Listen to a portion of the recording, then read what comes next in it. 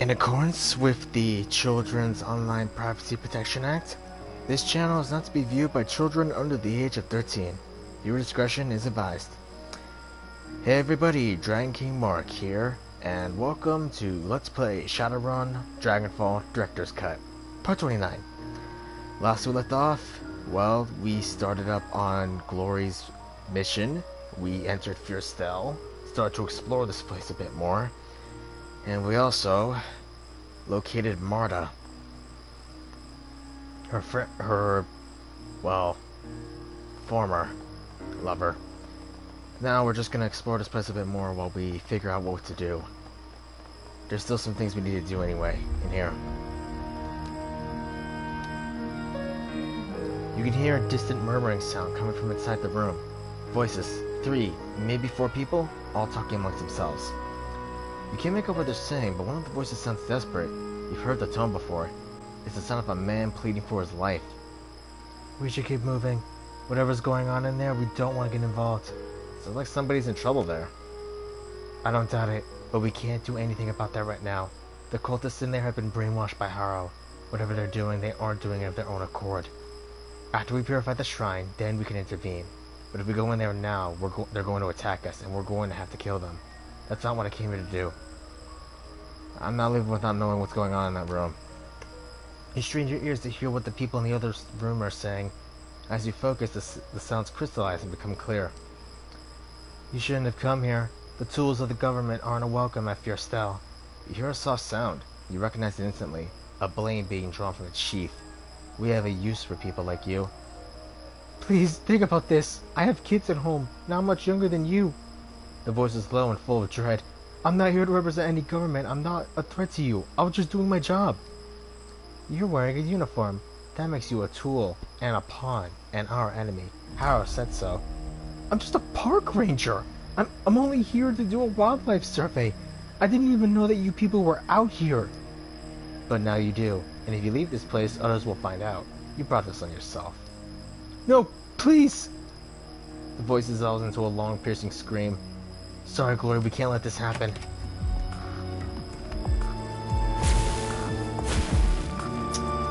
Oh, crap. Oh, double crap.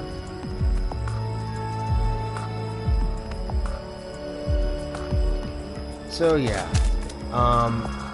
What have I been doing these last couple of days? Well, I have tried to stream this like several times, but the internet was always so crappy that I didn't want to work. So, here I am.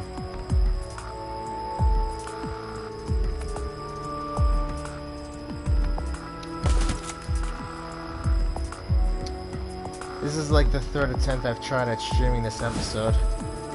Thankfully, it looks like this time might actually be a bit different. Hopefully. I rebooted my Wi-Fi last night just in case for this occasion. So yeah, last week was the final episode of the Owl House. If you guys were there, you probably would have known what happened. Just, that is one ending of a series. Like, we all knew it was gonna end, but at the very least it ended on a really good note. I am glad, really, that despite the fact that it ended, it still was a satisfying, emotional ending. It was really good. I mean, Bellows got what he deserved. And everyone was saved. You step toward the park ranger. His eyes are wide and they move from you to Glory to the scene of carnage in the room. It takes you a moment to realize that Glory isn't following you. You turn to find her standing in place, staring at the bodies of the slaughtered acolytes. Her expression is unreadable. It had to be done, Glory. They would have killed them. Back when I lived here, I would have too. She looks away. All that we've done here is trade true and innocent lives for one. You heard him, Glory. He has kids. I couldn't let them kill him. After a long pause, she nods. Yeah. The ranger staggers forward, then collapses to his knees. He's bleeding in a dozen places from long, shallow wounds. The blood pours from his body in sheets, pooling in a slick on the hardwood floor. I don't know who you are, but thank you. He grimaces and clasps a hand on his left forearm. Blood oozes between his fingers. Those monsters were trying to bleed me out. They took turns cutting me, carved up my arm like a holiday roast. Can you patch him up, Glory? She kneels beside him to inspect the damage. I can fix this. He'll need a trip to the hospital, but I can get him on his feet. Glory goes to work binding the park ranger's wounds. Within a few minutes, she staunched the worst of the bleeding. Thank you. He struggles back to his feet. I think I can make it out of here on my own. My truck isn't far from here. When you get to the hospital, people are gonna have questions. What are you gonna tell them? He stares at Glory for a moment, then his eyes flip to you. What do you want me to say? Get help. I want the world to know what's happening here. Which is honestly rather fitting. I mean, there's gonna be a lot more cults dedicated to the adversary, but if we purify this shrine, Harrow won't have any power. He nods. That's what we want. He limps a few steps forward, then looks back at Glory. I owe you my life, Fraulein. I owe you both. Glory steals another glance at the dead cultists. She looks back up at the ranger and gives him a curt nod. When they took me, they confiscated my gear. I saw them stash it behind a vent in the garage before they dragged me in here. I don't need it. It'll slow me down. I'll take it, thanks. Now, let's see, do we have health? Oh, yeah, we definitely need to get the health up. There we go. Actually, yeah, Glory's good. If you actually need to heal yourself up outside of battle, you can. Just pick up a match, we'll show that. On the door. You hear voices speaking in low tones through the wood of the door. You can't make out the words, but regular courses of rough laughter tell you that the people on the other side are enjoying themselves. More of Harrow's acolytes. If we walk through that door, they'll attack us just like last time. How do you know they're acolytes? I can't make out what they're saying. Because I've spent my time in there. A lot of time. That room is for acolytes only. On the rare occasion that Initiate is invited in, he usually doesn't come back out again. What is it? A dorm? A lounge or something? Mouth tightens. Yes, you could call it that. A special place for Harrow's inner circle. The acolytes and the fake girls and Harrow's wives. Marta and I used to spend a lot of time in there. But we're going in. Time to take him out.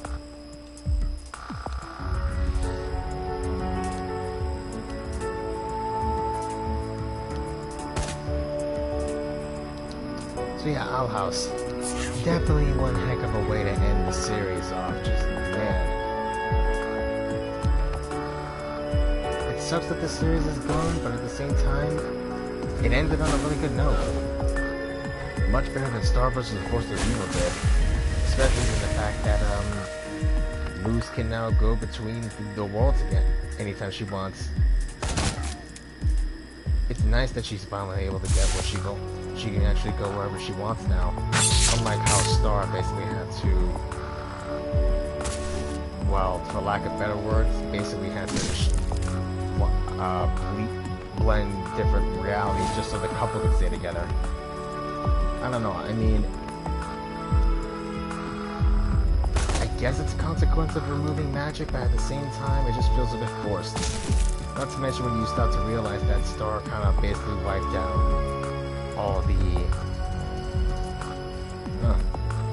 had to wipe out magic, and also wiped out all the creatures that she created.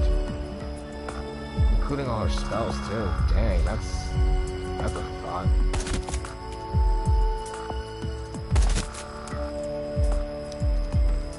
But at the very least, it's good.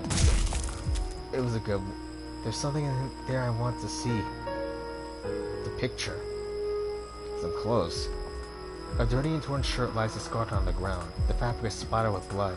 Glory stares down at it unblinkingly. Initiate must have worn that in here. It's way too small for an acolyte. Her voice is soft and sad. Maybe he did something to offend Harrow. Or maybe a member of the inner circle was in the mood for sport. Doesn't matter either way. She looks away. The owner of this shirt doesn't need it anymore. Ooh. Kind of a good idea we kick these guys' butts then. A photo.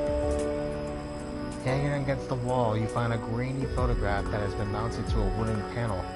The wood looks like it's been recovered from a construction site. It's rough, splintery stuff, and there are a few nails jutting out from at odd angles. The photo depicts a pair of teenagers in ratty clothes posing against a forested backdrop. The two are entwined in a loving embrace. One is leaning in to plant a kiss on the other's cheek, and the other is smiling. The smiling girl has a head of fire-red hair.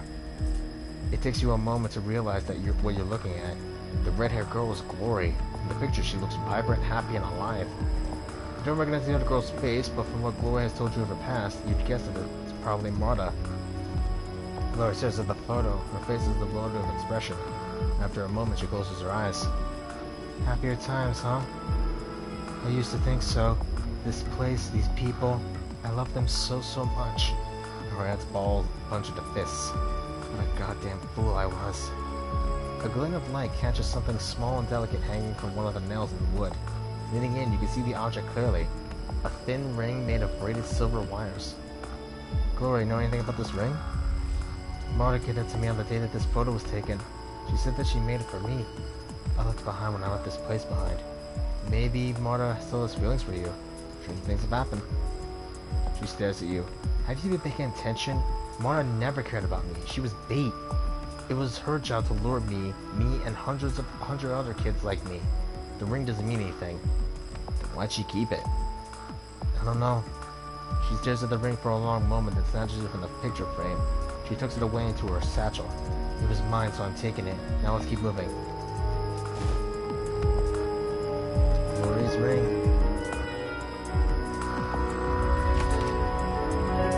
The van. Glory pauses at the side of the van. She traces the side of it with a claw. I remember cruising the back alleys of Tübingen, looking for kids in need of help. The bait girls, Marta and the others like her, would offer them money or food or drugs or sex, whatever it took to get them into the van. And once they piled in, Harrow and I would be waiting to greet them. I remember so many nights like that. She frowns. I remember how much I used to enjoy it. You're not the same person that you were back then. Leave the past in the past. After tonight, I will. And here's that loose vent. Take. Manage.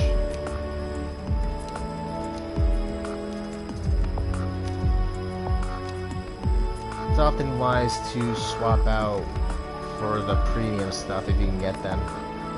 Okay, we've done everything. Opening that door to Marta's. And it's saving.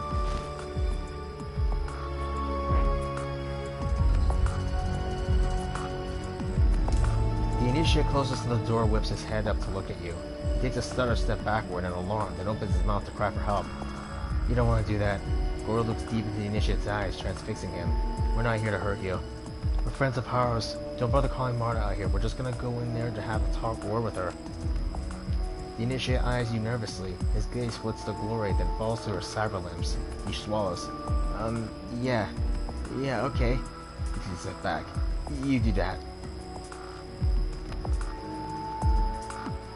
Female initiate. The initiate by the door is staring at Glory's limbs, her eyes wide. She's a mousy little thing, probably somewhere in the vicinity of 17 years old, with purple contact lenses and a shock of blue hair. She glances up at Glory, blinking. You used to live here, didn't you? I've seen your picture above before. You shouldn't have been in that room. It wasn't safe for the initiates there. It was a dare. Please don't tell Marta or Mr. Harrow. I don't want to get into trouble. I won't. And to answer your question, yes, I did live here. I was like you, a scared kid brought here by Marta for a chance at a new life. I like Marta. She's so nice. I always feel safe when I'm with her. Most adults aren't like that. They either don't notice you or they do for the wrong reasons, but Marta, she cares about us. There is a long pause and then the initiate looks to you. Screwing up her courage, she speaks. Can I ask you a question? Go ahead, ask away. Well, I overheard Marta talking with Mr. Harrow yesterday. I think they were talking about our meeting with him. The one that Marta was just telling us about? When we learned to see the world in a different way? Go on. Well, I couldn't really hear the whole conversation. It was all muffled. What I could hear was kind of weird. Mr. Harrow said some stuff about a shrine and that sounded like he changed the subject because he started talking about dinner. Something about chopping up meat. Well, Marta got real upset, said, they're too new, they're not ready. Make the older ones do it. Stuff like that. But Mr. Harrow said some other things and then she calmed down again. When she left, she was smiling. And so I was just wondering, do you know what they're talking about? I want to make sure that Marta's okay, but I can't ask her about it, because I don't want her to find out what that was eavesdropping. And I think that I know what Harrow has planned for you. You ever open the fridge in the other room? No? Why? Is that what we're gonna make for dinner? Glory cuts in, her voice is gentle. I wouldn't worry about it. We'll make sure that Marta's okay. Alright, but tell her that I told you, please? Don't worry, we won't. How long have you been here, by the way? Almost a week. She shuffles her feet. Eventually, she looks up with a small smile. It's wonderful. Of course it is. So much nicer than living on the street, isn't it? Glory's face is kind, but her tone is one of incredible sorrow. You be good, sweetie. Don't you worry. We'll take care of Marta. The girl smiles sheepishly and steps back. As you pass by her on your way to the door, Glory shoots you a sidelong glance. It's like I thought. Things have changed in the past few years. How so? Back when I lived here, Harrow would never have let such a fresh convert prepare a sacrifice. He'd wait until she was so in deep, until she felt so indebted to him that she couldn't turn tail and run. It was a rule. You let newcomers get settled in for a month, maybe two, before teaching them the more unsavory aspects of cult life. Even then, you'd start them off slow. The first lessons would use pork or chicken, never human meat. That didn't come up until much later. Indoctrinating a new recruit after a week is risky as hell, and he never would have done it when I lived here. The shrine. He's using to brainwash the initiates faster than he used to. She nods. That's what I'm thinking. Harrow's getting lazy, letting his captive spirit do the heavy lifting for him. So what does this mean for us? We're still working on that. But I don't think that the shrine is just a tool for Harrow anymore. I think he relies on it. He's using it as a crutch. She cocks her head slightly, a thoughtful expression on her face.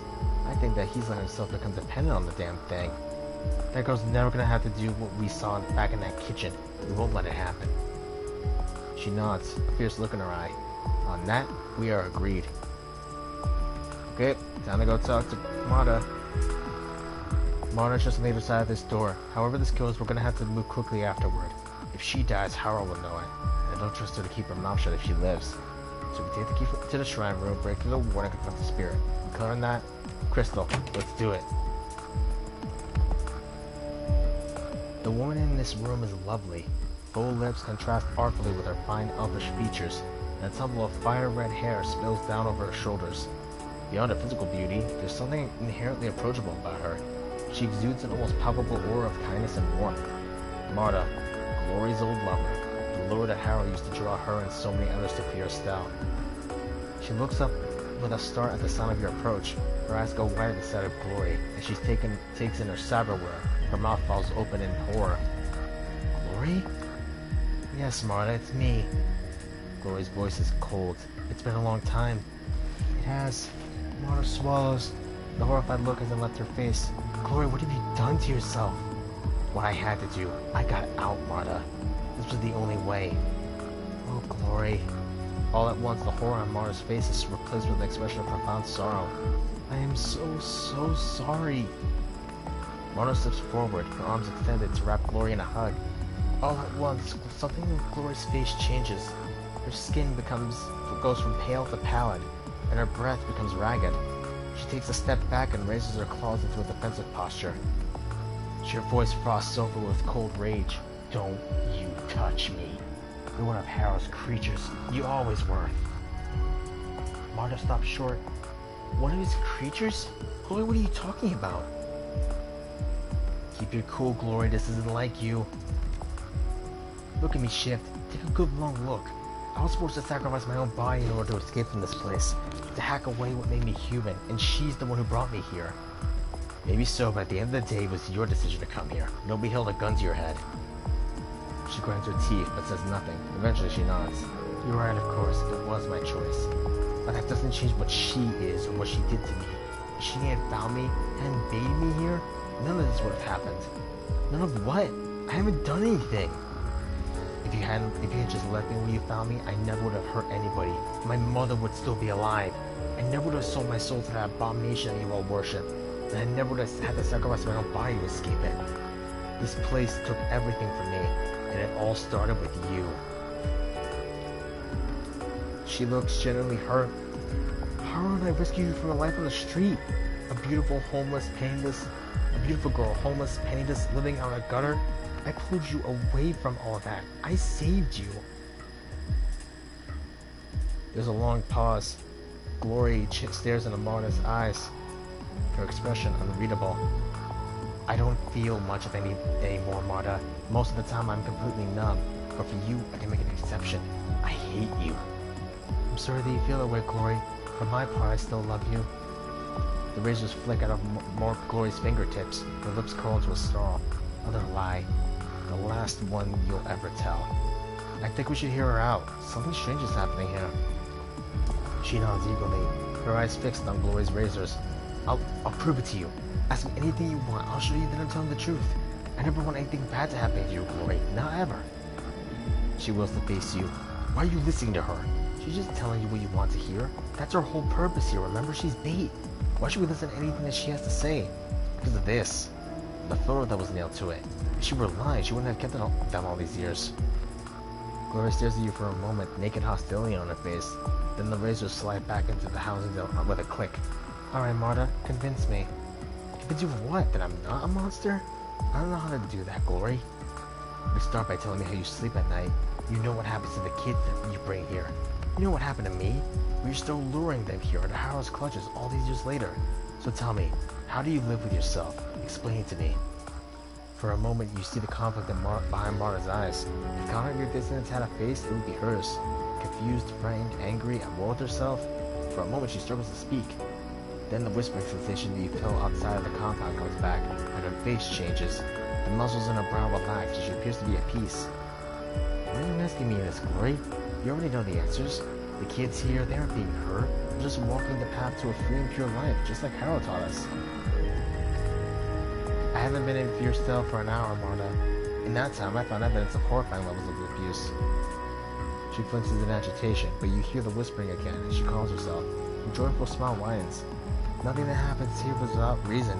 Harrow was a great man, a prophet. When you meet him yourself, you'll understand. He'll make you see. She's too far gone to parse what you're just saying, Shift. After so many years living here, I don't even know if she even knows what normal feels like anymore. She steps forward and grabs Marta by the shoulders. It's a curiously soft gesture. Marta, if what you're saying is true, if you ever really did care for me, then please give me your key. It's important. She blinks. Key? Whatever you use to get past the wards outside of Harrow's shrine. I need it. Don't ask why, just do this for me. You owe me that much. She looks momentarily conflicted, then the moment passes. No. Harrow said that I had to guard this. He told me that if I could never take it off. I can't question one of Harrow's orders. It would be wrong. Don't you see anything ironic about a cult devoted to freedom and rebellion with a totalitarian leader? She blinks. Clearly she doesn't understand. Marta, if Harrow actually believed in his rules that he taught you, he wouldn't have a problem with you questioning his orders. She blinks, then that whispering sound returns, soft and insistent, and the flicker of unease on her face is replaced with an easy smile. You just don't understand. You don't see the beauty of Harrow's vision. You don't feel the love. Then maybe you could explain to me? Maybe you can answer my questions and I'd be able to see the light. She nods eagerly. Yes, please do. Please go and ask your questions. I'll explain everything, and you'll see for yourself how perfect and right our way really is. How beautiful it can be. I've read Harrow's manifesto. It looks like you spent a lot of time talking about charity. She nods eagerly. Yes, of course, charity. The kind that I practice when I rescue young people from the streets. But then in his rules of living, he says that all free thinkers are supposed to be selfish. Well, yes, but after that he says only the strong deserve to prosper, so which is it? Confusion washes over her face again. She begins blinking agitatively and fidgeting. Then the unseen force clamps down again and she seems to calm. You just don't understand the beauty of his message, the truth behind it. Glory says the two of you spent a long time on the lounge back when she lived there. What did you do there? She shrugs.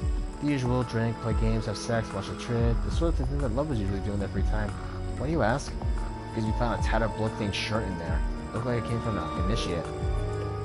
Marta's face, forced smile falls. Her brow furrows and suddenly she looks afraid. Well, that could have gone there some other way. That doesn't prove anything. You know the kinds of things that happen in that room, Marta. You heard the stories. We both did. She shakes her head. I've seen it. I've never seen it. Not myself. The stories are just stories. Silly rumors. They have to be, don't they? Harrow is hurting the runaways that you bring here. You can see that, can't you? Her smile shifts into an expression of mock concern. Hurting? How so? He's going to make the initiates. Huh?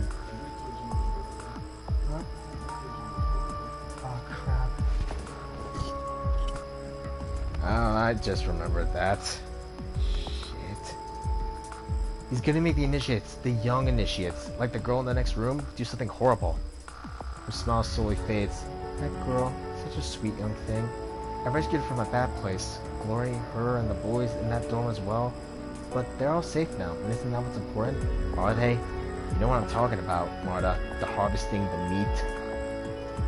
Her forced smile falls. Her brow furrows, and she suddenly looks afraid. It's wrong, I know, but Harrow says that it has to happen. She looks up at you, desperate, pleading.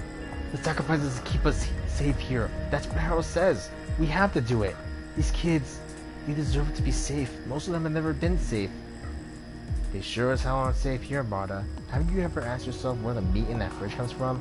It isn't from the outsiders. I can promise you that. Marta says nothing. She just stands there, staring. Her hands are trembling. Give us the amulet, Marta. It's the right thing to do.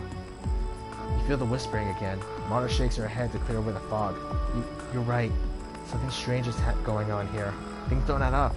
I don't know why I've never seen it before. What is wrong with me? It isn't you. It's this place. It gets in your head. It took a lot more than this to wake me up to it. So you give us the amulet? No. I can't go against Harrow's wishes. He told me that I never to take it off, and I won't. But I will come with you.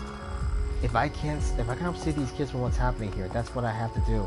That's what we're here for. In that case, let's move on to the shrine room. I'll get you to the door. I won't let any more children come to harm. Sweet, we got Marta on our side now. Nailing shit. Marta, are these friends of yours? Yes, dear heart, they are. We all need to have a word with Harrow now. Go to bed. Have a big day tomorrow. Alright. And I think I will end off the stream for today. Short episode, I know, but honestly, I am not risking it with how my internet's been acting lately. I have to reboot the freaking Wi-Fi to make sure that this works. Anyway, I'm Dragon King Mark, and next time on Let's Play Shadowrun Dragonfall, we're gonna go to Harrow's Shrine Room and purify the spirit. If you guys like what you saw, leave a comment down below, hit the like button, hit the subscribe button and the bell icon to stay notified, and I'll see all of you next time. Laters.